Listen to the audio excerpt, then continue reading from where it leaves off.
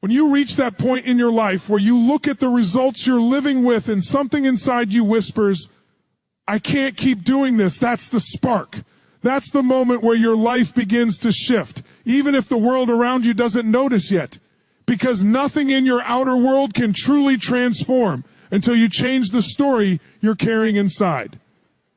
And most people are living in stories that were built out of fear, built out of past pain, built out of the beliefs of people who didn't know their own power, let alone yours. You keep replaying those stories, telling yourself why you can't, why you shouldn't, why it's too late, why it won't work. And with every repetition, the story becomes your reality. Not because it's true, but because you've practiced believing it. Your life changes the moment you refuse to tolerate that old story. The moment you stop giving it authority over your decisions. The moment you stop letting the past dictate your future. People underestimate how much power they've handed over to narratives that were never theirs to begin with. It's not the world that is holding them back. It's the script they keep reciting, the script they never question.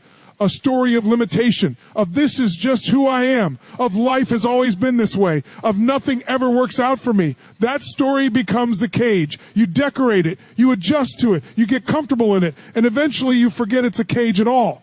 You start calling it reality, but it's not reality, it's a choice. A repeated choice, a familiar pattern, a psychological home that feels safe because it's known, even if it's miserable. And what most people don't see is that toleration is one of the most dangerous forces in human psychology.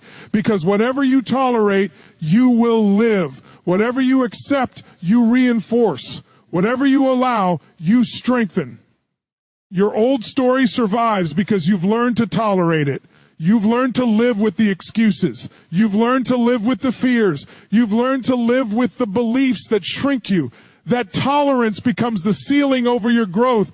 And every day you live under that ceiling, you forget a little more that you're the one holding it up. But there comes a moment, a breaking point, a truth point, where you can't tolerate your old story one more day.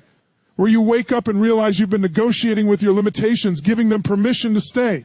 And something inside you gets louder than your excuses.